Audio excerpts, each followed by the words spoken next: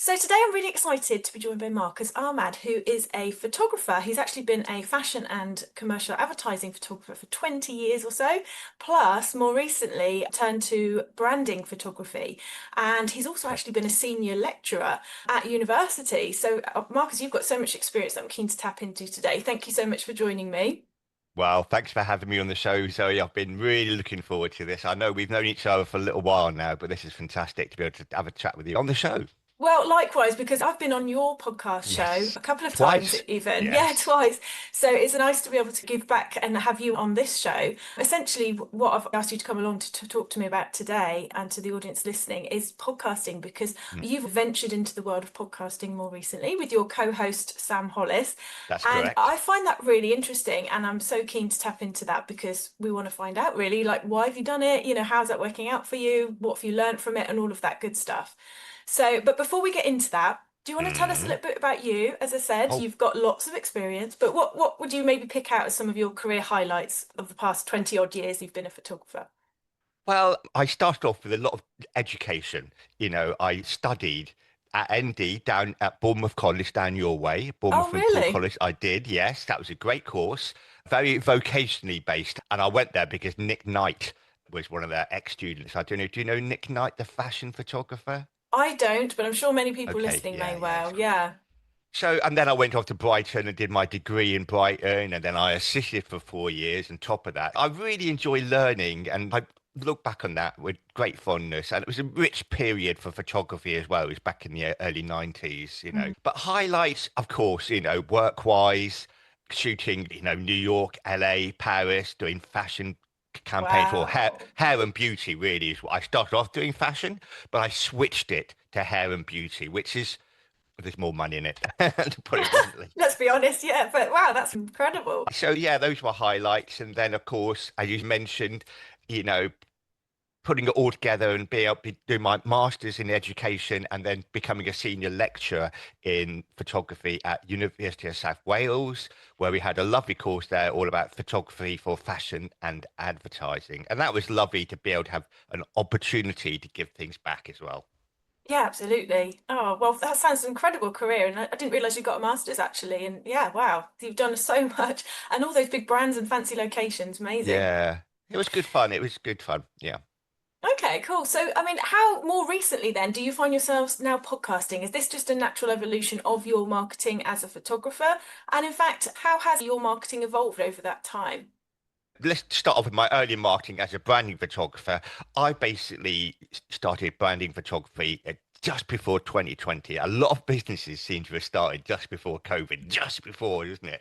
I don't know why that is. But so I found myself doing branding photography here in Bristol, a new town for me after being a senior lecturer. And Jeff Brown, actually, one of your podcast Yeah, my former guests, guest. Yeah. he advised me to get into branding photography. So I thought, yeah, this is great for me. Fashion and advertising, that's what branding's all about. But I suddenly realized I didn't know anybody in Bristol, didn't know any businesses, didn't really know any people. So I thought, okay, I've got to grow my network. So that's where I really started to dig deep into basically networking. And at that time, it was COVID, so it's all online. So Yeah. I got into building up my brand and understanding how to build up a brand. So networking, website, of course, all the normal ways. Yeah. Social Uh, media. yeah, all of it. And then a lot of time spent on LinkedIn, I have to say. That was probably what people know me for as far as social media. And then a couple of years ago, through LinkedIn, Sam Hollis, my co-host on Shoot to the Top, approached me and said, look, would you like to do a podcast together? And I thought, oh, wow, okay, let me think about that. And it was just at Christmas time. And I was very mature about it. I did something I very rarely do because I normally give answers straight away without even thinking about it. I thought, okay, Sam, I'm going to think about it and get back to you. And there was a reason for that. Of all the social media things I could have done, podcasting for me is the most fearful. Right. Okay. I, Why I, is that? the voice thing on video, I don't mind doing it so much. I think you can get away with having, hands and whatever. But the podcast is all about the voice. That's a good point. I haven't really thought about it like that, but yeah, I can understand how video brings that extra dimension, definitely. Yeah. But anyhow, once I've got over the fear, well, I haven't got over the fear. I still feel me dread. But once I got a little bit more used to it, yeah, podcasting I found was a really good way to go. And we've been doing it now for 2 years. So You 2 years the have. show, You over have. 100 episodes. Congratulations. You recently passed that 100 episode Hmm. milestone, which was a huge achievement in itself. And yeah, because I think it's right to say that I think most podcasts Oh, start and do about 7 episodes on average and then kind of disappear because people realize the commitment and the effort and the time involved in creating and then not only creating, publishing, promoting. yeah. It's tough, isn't it? So yeah, huge congrats to you and Sam for getting past that. Well, I Um, think it works out well doing it where we're sharing responsibilities, I mean, obviously. And the idea I had, I guess, when it was for the podcast, even though Sam approached me about the podcast, I wanted to do something a bit different. So I said, well, look, why don't you talk about marketing and I'll talk about the aesthetics of photography, photography itself. Because, even though I've done marketing, I'm no expert in it and I won't profess to be, but I do know about photography. Sam is a marketing expert. I So, think, yeah, that's what you know, makes it so great because you've both yeah, got such different different experiences to contribute in. And I know you sometimes do solo shows and talk about, sometimes. Yeah. your areas of expertise, and then you also have guests as well. But I think that really works. And as you say, that makes you different, doesn't it? And I think that is ultimately what you need to do is to stand out as with any marketing content. So yeah, I think that was a really Yeah. smart idea. It's interesting to hear that he approached you then. Were you friends, colleagues No, previously? No? LinkedIn. He contacted me for LinkedIn. Well done, Sam. Yeah, he did. He contacted me for LinkedIn. Proactive. Good on Sam. Yes, indeed. Very good. Well, that's it. Yeah. And it makes for an unusual show, as you say, because, I'm always trying to talk about, well, I guess it's about photography, and Sam was always talking about marketing. And so but I think that makes it, yeah, as you say, a little bit more unique. But just going back to the idea about how many podcasts actually last. I mean, how many photography podcasts do you think there are, Zoe? Do you know?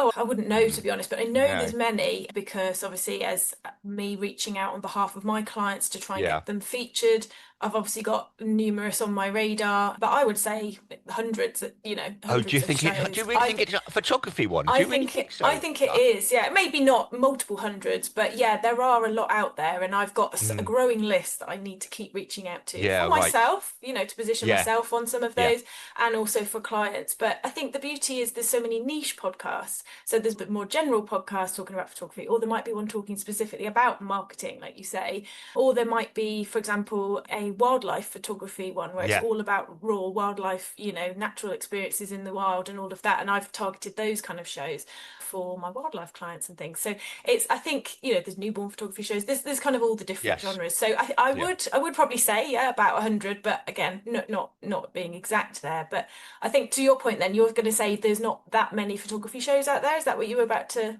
Well, say? yeah, my figure I was going to put it, and it's hard to say. And this is the beauty of podcast. It's very evergreen, isn't it? It's a very evergreen thing, and I'm sure you know what your listeners might know what Yeah, evergreen don't evergreen know what. meaning Yeah, that it's not whatever. specific to a particular time. Yeah, it's out there. Once it's Yeah, out there, it's helping you grow and get found. yeah. So when you start looking at the dates of the shows, you start to realize. Because I've just started, because my launching my education side, I've started to go on podcasts, and Mm. a lot of them are out of date. So I think it's quite an open market. I would say so. I mean, I think that's what's interesting because we started talking about your marketing, like when you started up, this is Mm, now. And I think that's the point. Podcasting is a newish opportunity. It's been mm, around for a while, hasn't it? But there is still people just literally getting into it, finding podcasts that they enjoy, mm, and then also people like yourself who are starting podcasts in the more recent years. But as you say, I think the potential is massive. And I think, in time there will be multiple hundreds, there will be mm, thousands of shows perhaps. And again, I think the niche element can really help mhm. people to find that differentiator in the future. So yeah, I Indeed, think indeed, it's exactly. still very exciting, isn't it? Yeah, and I guess our niches we're commercial. We deal with commercial photography. It's all about making it as a business. And I Yeah, guess as I'm a branding photographer, it's quite. I guess there's a bit of leaning towards branding photography on our show. yeah. Yeah. So you said the story of you getting together, that was obviously just an idea that was floated initially. You kind of took your time, thought about it, and then in that time of consideration, did you do any research? What was ultimately the reason why you decided to go for it? Can you remember? I do you know what? I can't really remember. Yeah, I think I was just a bit scared about doing it and really had to warm myself into it. Yeah. So Perfectly natural, by the way. Yeah, and also to think of the idea that what we could do to make it a bit different, Yeah. as I said. And also we are moving hopefully towards doing more YouTube stuff as well, because I think that's a good idea. It's the Yeah, that's platform that I use the interesting. most. Okay, that is interesting. And did you initially then start just literally doing the audio, so it wasn't video Exactly. based? Okay, Yeah, exactly right. right. Exactly, Because I know exactly. the two times I've been on the show, we've spoken on a call like this, but yes, I see what you mean. The audio is then taken for the podcast rather Well, than a video. we've kept the shows short. When we're talking, it's like 15 minutes, and when we have a guest, it's 25 minutes, and purposely for voice only, so people can listen to it when they're in the car, when they're walking the dog, or Yeah. whatever. Like when I listen to my podcasts. But yeah, so with YouTube, you always have to sit down and look at it, obviously. So you're looking for more commitment from the viewer, the listener. Yeah. But it is growing. YouTube is definitely growing. Yeah, I mean Well, YouTube's massive. massive, isn't it? It's a search engine essentially, and people Yeah. are on there Yeah. obviously Yeah. searching for content. So yeah, I think you're right. And when I started this series, I considered just doing an audio version, but did decide to do video. My thinking behind that was, well, you've always then got the video out there and available, and then you can or cannot use it if depending on what you want to do.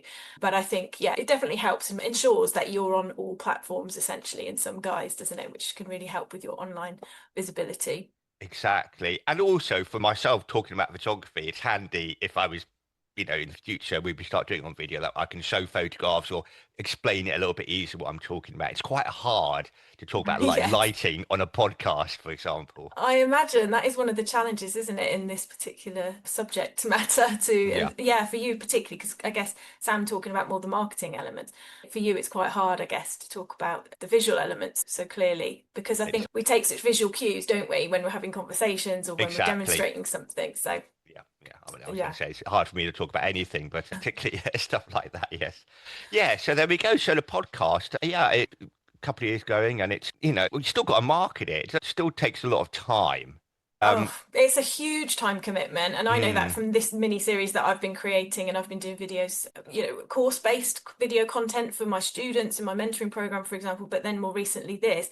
And oh my gosh, editing takes a lot of time. yeah. And of course, there are tools out there that can help. You could outsource it if you need to. Do you both outsource or do you keep it all in-house? And that can be a time saver, can't it? I outsource it to Sam. Sam, bless Yeah, him, brilliant. Sam does it. Yeah, Sam well, does it. that's, I guess, the beauty of having you both supporting, isn't it? I imagine you do something that he doesn't on in terms of guests, perhaps. Do you source guests? Yeah, I do the guests, I do the visuals. I get more the branding of it a little bit more, as you'd expect. So that's also something I want to talk about actually. So coming up with the name, like the branding for the show, like was that again a collaborative effort? I mean, are you working on everything together, or by having two of you on the show, do you just split roles and responsibilities and kind of say, I'm going to do that and you're going to do Yes. that? And Yeah. No, most importantly, we split, and I obviously do the visuals and the concept, etc. And Sam does the editing of the show. He looks into the SEO or the marketing side of it. So we differentiate in that way. And people probably know, but Sam's based in South Africa, in Mozambique, and so I'm in UK. So we don't meet up. It's all online. yeah, Yeah. We maybe yeah. meet up once a year. So I mean, that's the beauty of technology, isn't it, these days? Yeah. You can do it from anywhere and it all works, and that's fantastic. And I've also enjoyed speaking on this show with people internationally in America, etc. And yeah, it's just brilliant, isn't it? Just connecting with people, particularly for your interview-based shows. I'm thinking about being able to garner insights from so many different photographers in commercially focused niches, but all offering something different and telling stories about their life as a photographer, but also imparting tips. I mean, you've got a huge archive now, this 100+ episodes. Yes. And but as you say, marketing of it is really, really key, because you can't just sit back and go, oh, we've created 100 shows, that's it, it's going to roll and keep itself ticking over. So can you talk to us about what Sam does to support that, and also what you Yeah. do? I presume you're sharing on LinkedIn, etc. But what is Yeah. your marketing for the podcast, and what's involved really? How does that look? Well, you've got to get out there on all the platforms, first of all, Spotify, Apple, whatever it might be. That's not too difficult. Then we have our own website. Sam does website, so he was able to do that quite easily and efficiently. We've got a Facebook group like you have, Zoe, to back it up and to let viewers know and what shows are coming up, or we give extra tips and just to grow it through there. And yeah, appearing on people's podcasts, that kind of thing to promote it. Yeah, once you get into the cycle, it's not too onerous. Once you start doing it, Yes. you just know on this day or this morning I've got to do this, etc., etc. But Okay. what I was going to say is when I first started the show, for me, certainly, for Sam, there was a definite audience. He does websites for photographers. So there was a clear goal he was trying to achieve there. For me, it was not quite so obvious because I was doing branding photography. I did have a vague idea at that time that I was going to move more towards doing education. And now, certainly, over these last 2 months, I've got much more clarity about why I am doing the show, as it were. Just apart from the fact of just enjoying doing it. Oh, well, I think there's a lot to be said for that, isn't it? Actually doing something that feels fun and enjoyable. Mm. And to your point at the very beginning about networking and growing your network, I mean, there's no better way than to be meeting people, interviewing them, and obviously having content to share and promote, which hopefully other people will enjoy, discover, and then connect with themselves. And I think hearing someone talk or even watching them on a video really helps to forge that connection quickly, doesn't it, as well, rather than you Yes. just hiding behind, social media text-based posts perhaps, or obviously being limited geographically to who you can work with because you can only network in a reasonable radius of where you live, I'm presuming, whereas the beauty of this platform allows you to reach anyone and who knows what future clients as well. So I think that's really what makes it so exciting, isn't it? Yeah, um I definitely agree with everything you've said there. Totally. Yeah, exactly. It's good to have a reason for doing it, but it's also a good reason for doing anything is because you want to do it and enjoy doing it as well. I think so, because I think so many photographers can sort of dread marketing and therefore put it Mm. off because we never want to do anything we don't enjoy. No. And if you can find a way to market your business, and whether, like you say, even if you lacked that clarity or that purpose initially, it was just more the fact that you're doing it. And I think you've learned so many skills as a podcaster, I'm presuming as well, that you wouldn't have had previously. And they're all transferable and obviously really useful. And as you say, it makes you a better podcast guest, perhaps, because you understand what works for a podcast. I mean, can you talk around that at all? What do you feel you've learned as a podcaster, and how has that benefited you when you do go on to other shows? Okay, that's a great question, actually. That is a very good question. I know when I had guests on the show that haven't done any research into what I do or the show, I do find it a little bit annoying. Yeah. So I would say if you are going to be doing a podcast, find a little bit about the person you're doing the podcast with, or not a little bit, a lot. I would say that's helpful. Yeah, that's a good point. And I think there are people who literally just spam loads of Yes. podcast shows, just want to be on all of them, and like you say, I can completely imagine that's the case. So I'm saying as a guest, sorry, I'm saying as a guest, when you're actually on the show, ask people about themselves as well, or, be aware of what they do. Yeah. Oh, completely. It's just a bit rude if you don't, to be honest, is it not? Well, or maybe it's nerves. Maybe people are nervous as well, and they did tend to, they just talk in long sentences. Yeah. The beauty of your show, though, the informality of it, because you're really friendly and there's that natural vibe, there's that natural chat. You have a laugh with Sam, don't you? And vice versa. And, I think you take the mick out of each other a little bit. And, Oh, we that do, little yes. conflict between the marketing focus and, the Yeah. photography focus and stuff. And I think that's makes it fun. And as a guest, that's Well, less intimidating, I think. yeah. Yeah. Well, we're both very passionate about what we do. I mean, you know me and photography and marketing. I mean, in fact, yeah, yeah, that's what I'm moving more towards, this idea of teaching people about how photography can make you money, and not through marketing, but just being a good photographer. Yeah, that's really interesting that this is what you're focusing on a bit more now. So can you tell us about that actually and how you've decided to transition into that? Clearly, you've got that educational background, so it Yeah. completely makes sense. But where do you see that going? What's your goal then for the next sort of 12 months in that regard, would you say? Well, I'm launching this concept, as it were, and it does seem to be a concept, though it seems to be glaringly obvious, but nobody else, or very few people seem to be talking about it. And it's the idea of ideas, how good ideas can give you long-term clients and subscription clients in my case. And it's how do you get these ideas? And I guess it's tied into that idea about when I was in academia, and, because academia, certainly as a photographer, it's all based around coming up with ideas. People think, oh, they don't teach how to make, run a business or operate a camera, but it's not. It's about coming up with ideas.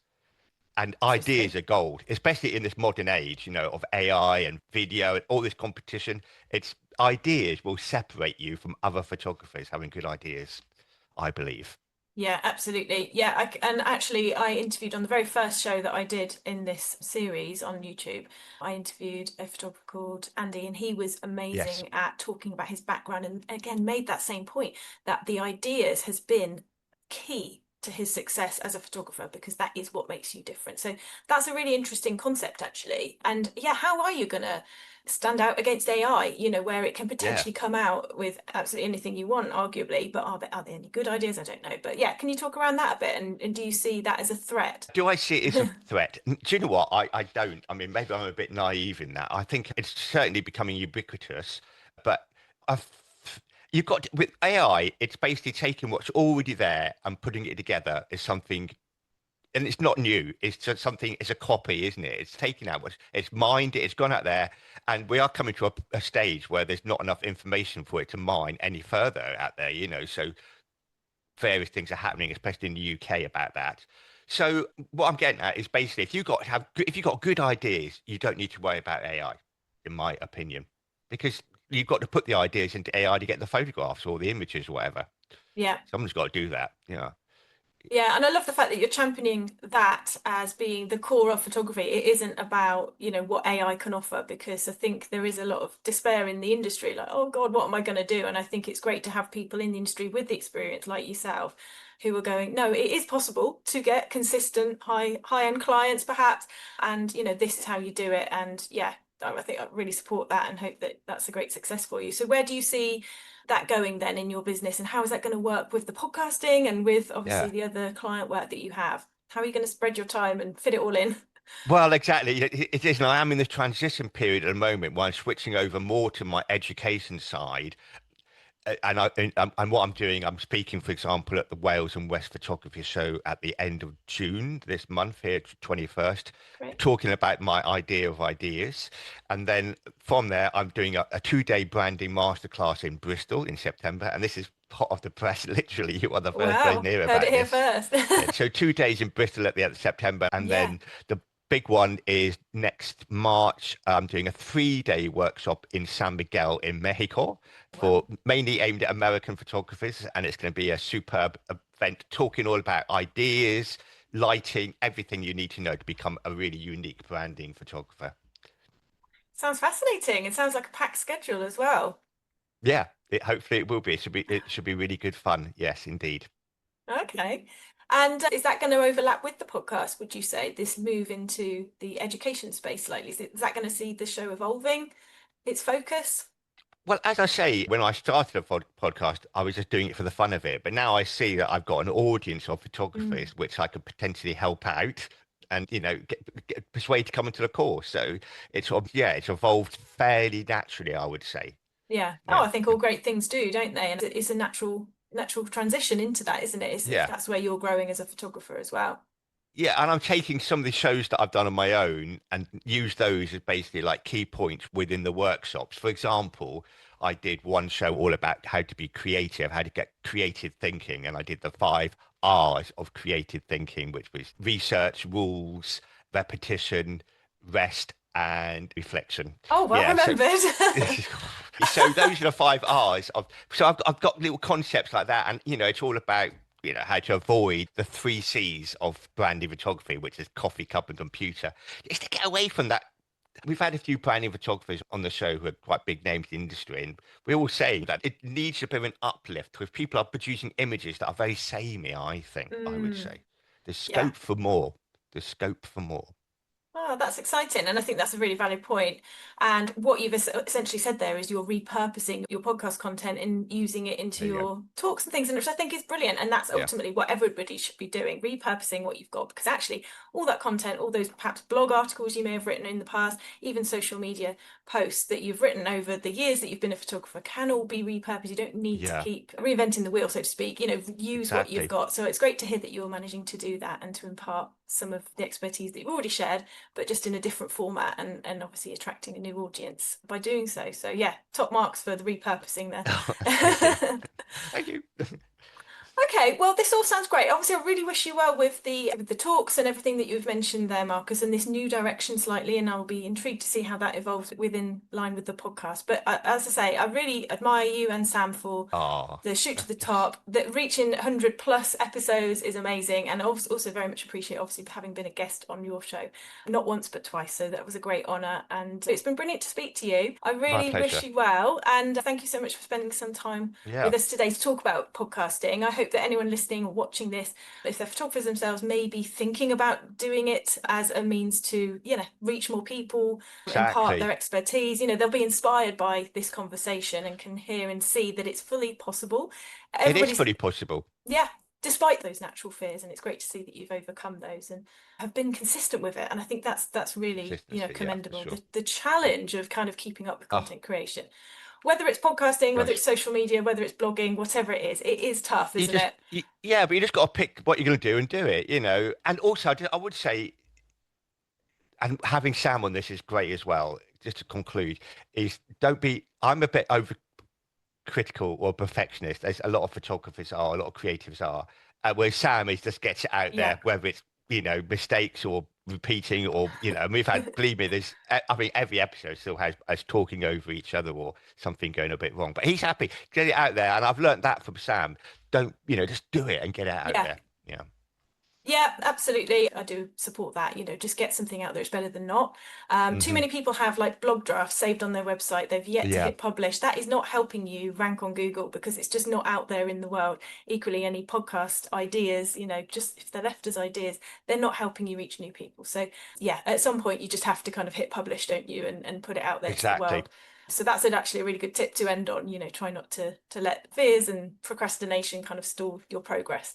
But Marcus, yeah, thanks again so much. It's been brilliant to chat, and I've really enjoyed learning about the podcasting side and how you've found yourself in this situation and how you're evolving it and how you make it work with Sam. So thank you so much for joining us. Please, everyone who's interested in finding out more about Marcus, please check out his website, marcusahmad.com, and he's going to share some links with us, as he mentioned, about his upcoming talks, and also the shoottothetop.com website and podcast. Do Exactly. check that out as Yeah. well.